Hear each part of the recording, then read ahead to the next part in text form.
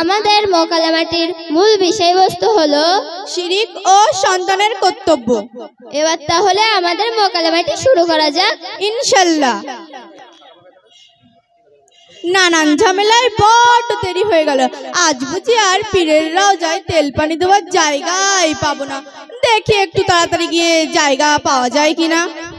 আসসালামু আলাইকুম। আরে সাবিয়া, কি ব্যাপার, কেমন আছো? আলাইকুম আসসালাম। বাবার কৃপায় কোন রকমে না মরে বেঁচে আছি। তুমি কেমন আছো তাই বলো। আলহামদুলিল্লাহ, আল্লাহর রহমতে খুব ভালো আছি। আচ্ছা সাবিয়া, আমি তোমাকে সালাম দিলাম, তুমি হাত উঁচু করে মাথা নিচু করে অমুসলিমদের মতো করে বলে আলাইকুম সালাম। ওই রকম বলতে নেই, বলতে হয় ও আলাইকুম আসসালাম ও রাহমাতুল্লাহি ওয়া বারাকাতুহু। আরে রাখো তোমার নসিহত, রাস্তাঘাটে তোমারও তো মাস্টারি করতে হবে না। আমি এখন খুব ব্যস্ত আছি, কিছু বলার থাকলে তাড়াতাড়ি বলে ফেলো তো। হ্যাঁ, বলার জন্যই তো দাঁড়িয়ে আছি।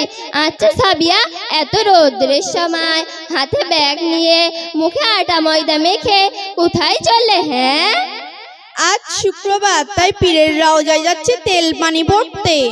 হায় আফসোস, জুম্মার দিনে পুরুষেরা যায় মসজিদে নামাজ পড়তে আর মহিলারা বাড়িতে নামাজ পড়ে, আর তুমি একই সময়ে পীরের রওজায় যাচ্ছ তেল পানি পড়তে।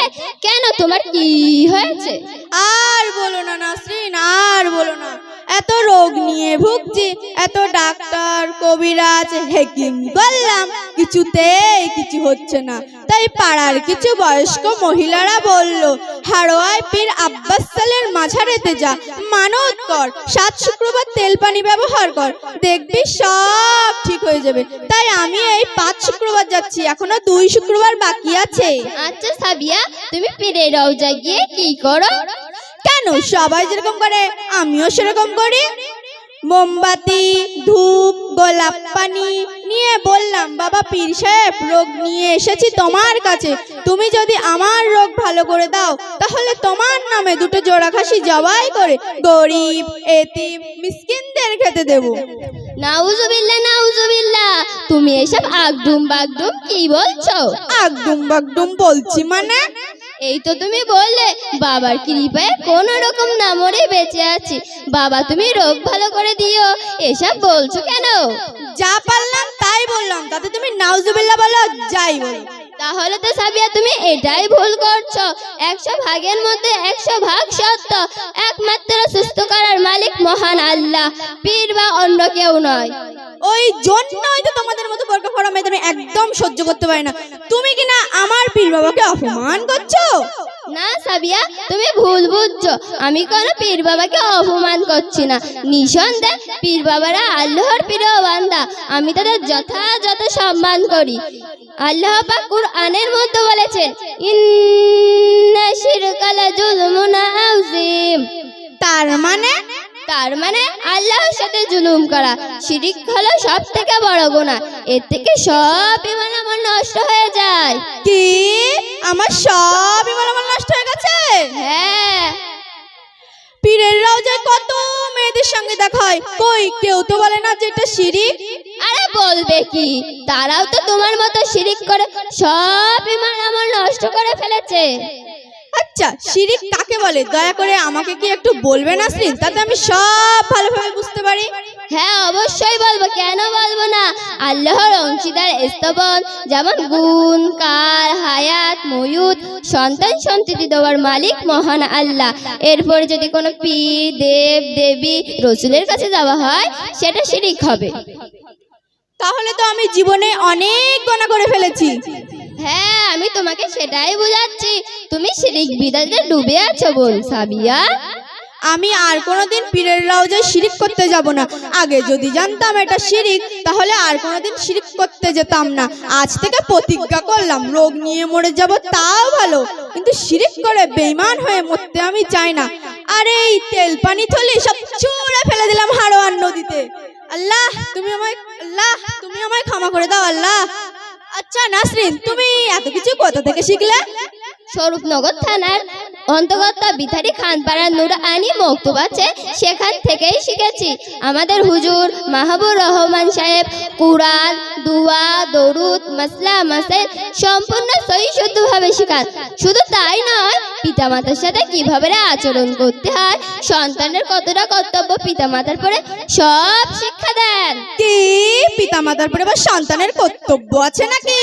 হ্যাঁ, আমি তো শুধু জানি সন্তানের কর্তব্য পিতামাতার পরে ভালো স্কুলে পড়ানো, ভালো ড্রেস কিনে দেওয়া, ভালো সাইকেল কিনে দেওয়া, স্ক্রিন টাচ মোবাইল কিনে দেওয়া। না সাবিয়া, পিতা মাতার তো অবশ্যই কর্তব্য আছে। ভালো মানুষ হিসাবে করতে গেলে বাংলা শিক্ষার পাশাপাশি দিনের শিক্ষা অবশ্যই প্রয়োজন। আর সন্তানের কর্তব্য মা বাবার সাথে ভালোভাবে আচরণ করা এবং মন থেকে তাদের ভালোবাসা এবং 1 ইঞ্চির পরিমাণ তাদের কোনো রকম কষ্ট দেওয়া যাবে না। তাহলে তো আমি আজ সকালে অনেক বড় গোনা করে ফেলেছি। আমি আজ সকালে পিতামাতার সঙ্গে ঝগড়া করেছি স্ক্রিন টাচ মোবাইল কিনে দেয়নি বলে। তুমি এটাও জানো না সাবিয়া, আমাদের রাসূল সাল্লাল্লাহু আলাইহি ওয়াসাল্লাম হাদিসের মধ্যে আরো বলেন, আল জান্নাতু তাহতামিল উম্মাহাত। তার মানে কি?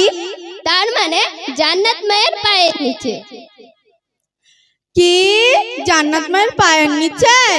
হ্যাঁ, কিন্তু নাসির, আমি তো তওবা পড়তে জানি না, তুমি কি আমাকে শিখিয়ে দেবে? হ্যাঁ অবশ্যই দেবো, কেন দেবো না? হাদিস মোর অন্তর থেকে পড়ো। আচ্ছা ঠিক আছে। তওবা তওবা আস্তাগফিরুল্লাহাল্লাযী তওবা তওবা আস্তাগফিরুল্লাহাল্লাযী মিন কুল্লি। মিন কলকি। ওটা মিন কলকি হবে না, ওটা হবে মিন কুল্লি। মিন কুল্লি জামবেও জামবেও ওয়া আতুবু ইলাহি ওয়া আতুবু ইলাহি লা হাওলা। লা হাবলা। ওটা লা হাবলা হবে না, ওটা হবে লা হাওলা লা হাওলা ওয়ালা কুওয়াতা। ওয়ালা কলকাতা। ওটা ওলা কলকাতা হবে না, ওটা হবে ওলা কুওয়াতা ওয়ালা কুওয়াতা ইল্লা বিল্লাহি আল আযীম। ইল্লা বিল্লাহি ওয়ালা দিল্লি। আপনারা দেখেছেন ও কিচ্ছু পারে না, আর তোমার থেকে সবাই হাসছে। ওটা ইল্লা বিল্লাহি ওয়ালা দিল্লি হবে না, ওটা হবে ইল্লা বিল্লাহি আল আযীম। ইল্লা বিল্লাহি আলিফ ইল আযীম। নাসিন, আমি তো তোমার মতো ভালো করে পড়তে পারি না, তুমি কি আমাকে আরেকবার শিখিয়ে দেবে? হ্যাঁ অবশ্যই দেবো, আমার সাথে পড়ো। আচ্ছা ঠিক আছে। তওবা তওবা আস্তাগফিরুল্লাহাল্লাযী তওবা তওবা আস্তাগফিরুল্লাহাল্লাযী মিন কুল্লি মিন কুল্লি জামবেও জামবেও ওয়া আতুবু ইলাহি ওয়া আতুবু ইলাহি লা হাওলা লা হাওলা ওয়ালা কুওয়াতা ওয়ালা কুওয়াতা ইল্লা বিল্লাহি আল আযীম। ইল্লা বিল্লাহি আলিফ ইল আযীম। শুধু স্কুল কলেজে গেলেই হয় না, মসজিদেও যেতে হয়। আচ্ছা ঠিক আছে, তাহলে তোমার সাথে কাল সকাল থেকে আমি মসজিদে যাব। তাহলে আজ আসি, কাল মসজিদে দেখা হবে। ঠিক আছে, তাহলে আমাদের মোকালামাটি এখানে ইতি করলাম। আসসালামু আলাইকুম ওয়া রাহমাতুল্লাহি ওয়া বারাকাতুহু।